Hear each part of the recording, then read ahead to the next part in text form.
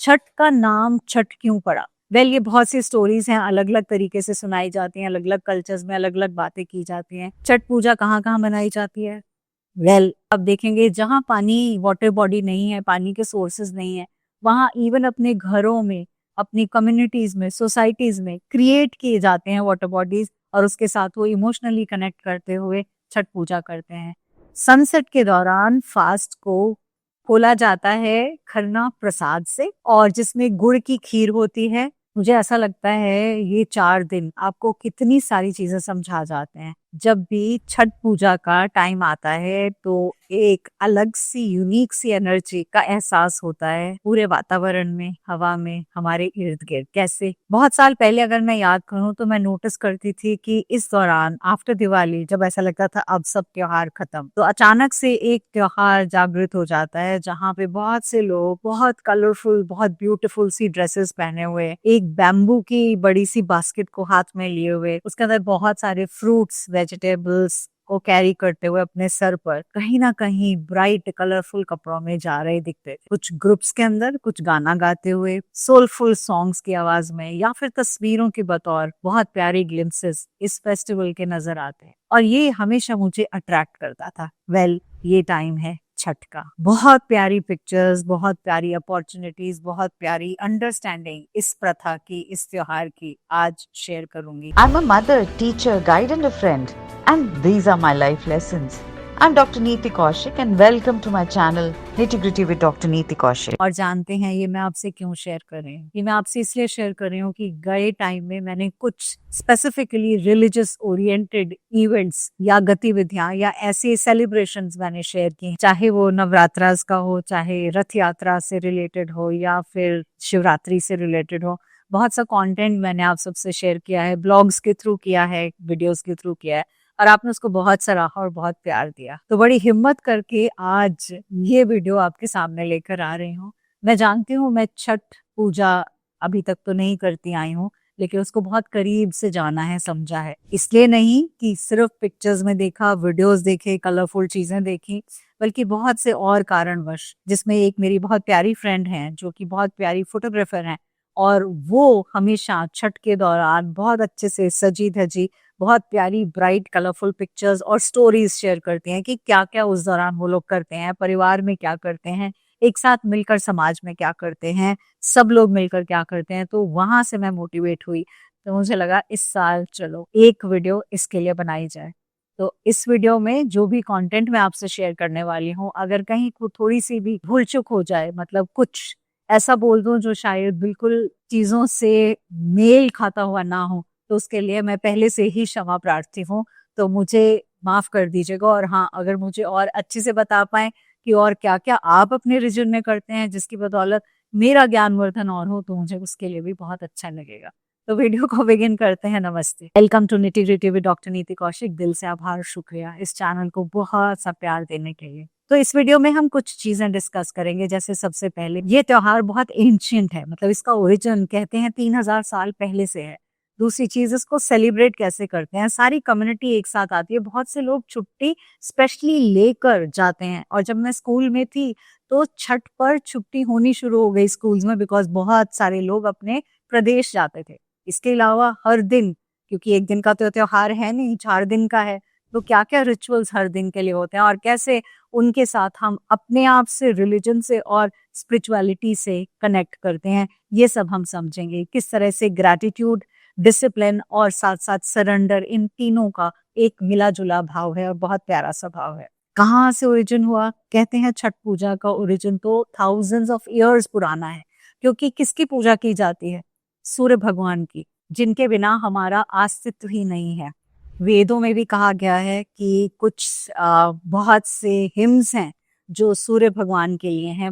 ऋग्वेद में भी बहुत पावरफुल मंत्रास हैं जो सूर्य भगवान के लिए हैं। और वही सूर्य भगवान जो हमें लाइट भी देते हैं, हमें एनर्जी भी देते हैं, हमें लाइफ भी देते हैं, और हमारे जीने का एक बहुत बड़ा स्रोत भी है। छठ पूजा भी इसी तरह से सूर्य भगवान के साथ जुड़ती हुई एक पूजा है। स्टोरीज में कहा जाता है कि महाभारत के दौरान द्रौपदी ने भी छठ पूजा की, और चैलेंजेस से, बहुत सारे चैलेंजेस से वो निकल पाई, और इसके साथ साथ प्रोस्पेरिटी को भी उन्हें बहुत अच्छे से मतलब उससे ओत-प्रोत हो पाई। रामायण का अगर रेफरेंस लिया जाए तो छठ पूजा कहते हैं कि सीता जी ने भी जब वापस आई अयोध्या तो उन्होंने छठ पूजा की, उसको सरयू नदी के किनारे उन्होंने प्रार्थना की और अपना ग्रैटिट्यूड दिया भगवान को उनकी सेफ रिटर्न के लिए, ताकि वो अपनी किंगडम में अपने रामचंद्र जी के साथ वापस अच्छे से आ पाएं। ये बहुत सी स्टोरीज हैं, अलग अलग तरीके से सुनाई जाती हैं, अलग अलग कल्चर्स में अलग अलग बातें की जाती हैं। छठ का नाम छठ क्यों पड़ा, उसका रीजन यही है, ये छठे दिन 6th डे कार्तिक महीने की छठे तारीख को मनाया जाता है। मतलब दिवाली के बाद जो छठा दिन है 6th डे है, हम भाई दूज करते हैं और उसके बाद ये त्योहार आता है। सिंबॉलिकली 6 का मतलब क्या है, बैलेंस है, हार्मनी है, नेचर के साथ कनेक्शन है, हीलिंग है, नर्चरिंग एनर्जी है। यही हम 6 को एज पर न्यूमरोलॉजी समझते हैं। तो आप इस व्रत के थ्रू, इस पूजा के थ्रू, इस प्रेयर के थ्रू हील भी हो रहे हैं और नर्चर भी हो रहे हैं।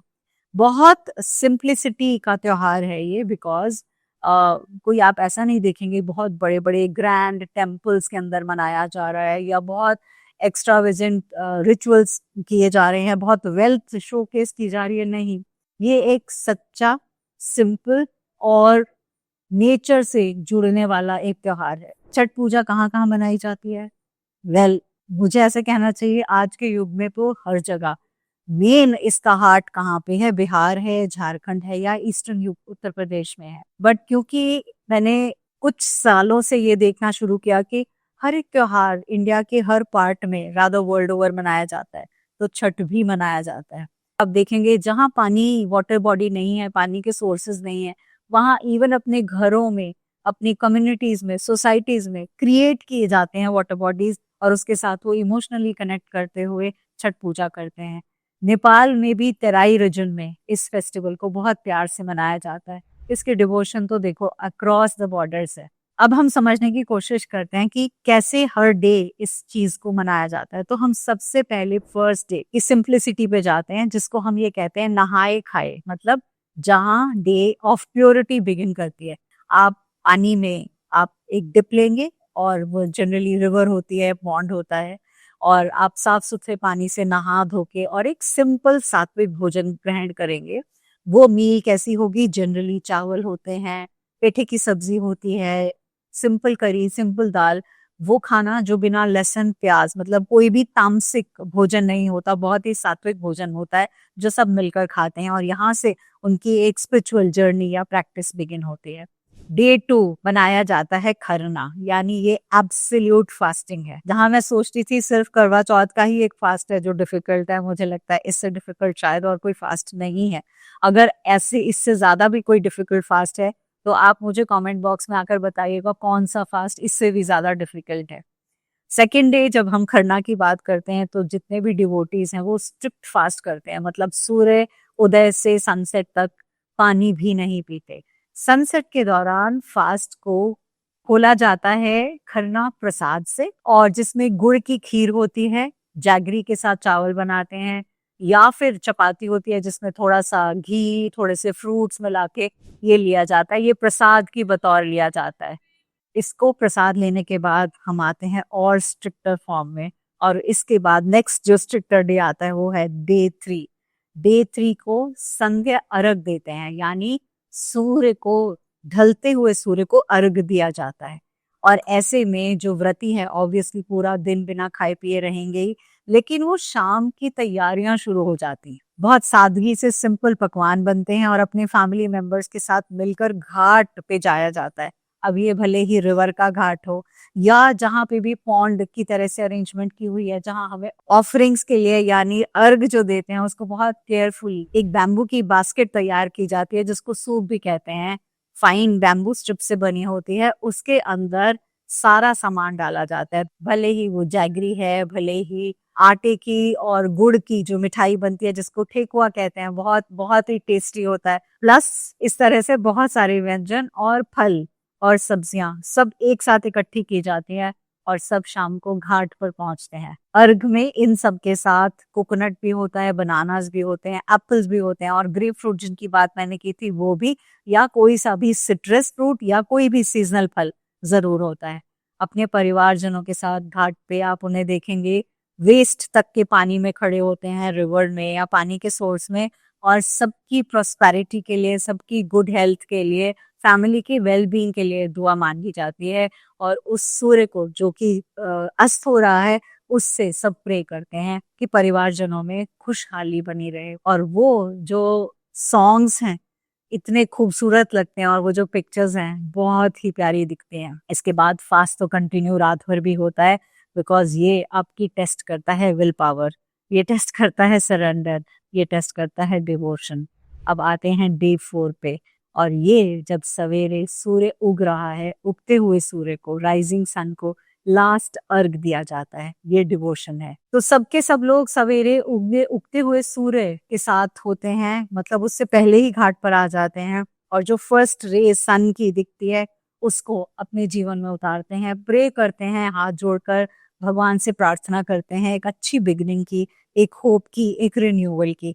और यही कंप्लीट फास्टिंग एंड टुगेदरनेस का प्रतीक है। सेलिब्रेट करते हैं सब एक साथ। मुझे ऐसा लगता है ये 4 दिन आपको कितनी सारी चीजें समझा जाते हैं। बिगनिंग्स की बात करते हैं, होप की बात करते हैं, रिन्यूअल की बात करते हैं, और इसके बाद हम सब मतलब परिवारजन सब मिलकर अपना फास्ट जो 4 दिन का है उसको खोलते हैं, प्रसाद के रूप में चीजों को ग्रहण करते हैं। फैमिली एक साथ आती है, टुगेदरनेस के साथ आती है। गाना बजाना तो डेफिनेटली होता है जब एक साथ मिलकर बांट कर खाया जाता है या इकट्ठे समय बिताया जाता है। I think that's more than important. Well, अगर हम छठ पूजा को समझे तो कुछ चीजें हैं जो बहुत अच्छे से समझने की हैं स्पिरिचुअलिटी के बतौर। नंबर 1, सूर्य भगवान के साथ जुड़ना, और सूर्य के इर्द गिर्द सारे प्लैनेट्स घूमते हैं। Surya is the ultimate source of everything for us, उसके बिना हम हैं ही नहीं। तो उनको अपना ग्रैटिट्यूड देना, जो लाइफ गिवर है उनके साथ जुड़ना। सेकेंड इंपॉर्टेंट चीज ऑब्वियसली जो छठ मैया जिसकी हम बात करते हैं, यानी मदरली प्रोटेक्शन। तो छठ पूजा की जब बात की जाए तो जो वो कहते हैं ना, सुबह की उष्म वेला, सुबह का जो सनराइज है और शाम की जो सनसेट का जो टाइम है, ये दोनों की ब्यूटी को समझना और रेडियंस एंड ब्यूटी दिलाना। और ये बताता है कि लाइफ में ना बहुत सारी चीजें शो एंड पॉम्प नहीं है। हमेशा हर सेलिब्रेशन एक वेल्थ से रिलेटेड हो। वो जरूरी नहीं आपको संतुष्टि दे या आपको हैप्पीनेस दे। जो ब्लिसफुल फीलिंग होती है वो आपकी प्योर एनर्जी जब अलाइन होती है सिंप्लिसिटी से, धरातल से, और जो बेसिक सिंपल चीजें, अच्छी हवा, पानी, सूर्य की रोशनी और अपने और अपनों का साथ, ही मोस्ट इम्पॉर्टेंट पार्ट है जो हम इस फेस्टिवल से सीख सकते हैं। एक साथ कम्युनिटी में मिलकर हम कैसे अपने आप को अलाइन कर सकते हैं और बड़े पर्पस के लिए जी सकते हैं, वो भी इसी सेलिब्रेशन से समझ आता है। इसके साथ साथ एक और चीज जो बहुत प्यारी है वो है सरेंडर और डिसिप्लिन। इसी के लिए तो हम जीते हैं, यही तो समझते हैं। तो जब पूर्णतः से हम सरेंडर कर देते हैं और उस डिसिप्लिन में रहते हैं तो हमारी विल पावर की तो टेस्टिंग होती ही होती है। साथ साथ में हम समझ पाते हैं कि जो भी हमारे अंदर की इम्प्योरिटीज हैं, जो भी हमारा इनर टर्मोइल है, उसको रिलीज कैसे किया जाए। और ये एक ग्रैटिट्यूड है, एक नई सुबह की शुरुआत, एक नए साल के लिए, और फिर से दोबारा से इसी चक्रव्यूह में या इसी सर्कल में आने के लिए। अब इससे एक इम्पॉर्टेंट लेसन हम सब के लिए है। भले ही हम किसी भी प्रांत में हो, किसी भी देश में हो, किसी भी रीजन में हो, हम उनकी भाषा समझे ना समझे, बट हम एक चीज तो समझ सकते हैं कि फेस्टिवल्स और सेलिब्रेशंस दोनों ही हमें जिंदा रखती हैं, उस चीज का एहसास दिलाती हैं कि हमारी लाइफ कितनी बेहतर हो सकती है अगर हम उसे अपने अंतरात्मा से जीने की कोशिश करें, ना कि सुपरफिशियल तरीके से। हम अपने दिन की शुरुआत ग्रैटिट्यूड से कर सकते हैं। हम सूर्य भगवान को हर रोज जल अर्पण कर सकते हैं। यही सब इस त्योहार से मैंने सीखा है। आपके यहाँ इस सेलिब्रेशंस को किस तरह सेलिब्रेट किया जाता है? आप कितने सालों से इस फेस्टिवल को सेलिब्रेट कर रहे हैं? जरूर आके शेयर कीजिएगा। आप अपनों के लिए क्या करते हैं, किस तरह से प्रे करते हैं, क्या स्पेशल बनता है, वो सब भी यहाँ शेयर कीजिएगा। और अगर मैं कुछ चीज इसमें से मिस आउट कर गई हूँ तो वो भी जरूर आके बताइएगा। शायद मेरे जैसे बहुत से लोग होंगे जिन्हें शायद इसमें से बहुत कुछ नई जानकारी मिले और पहली बार मिले, और वो इस फेस्टिवल की सेलिब्रेशंस को अच्छे से समझ पाएं। Wishing you all the very best. God bless you and lots of love.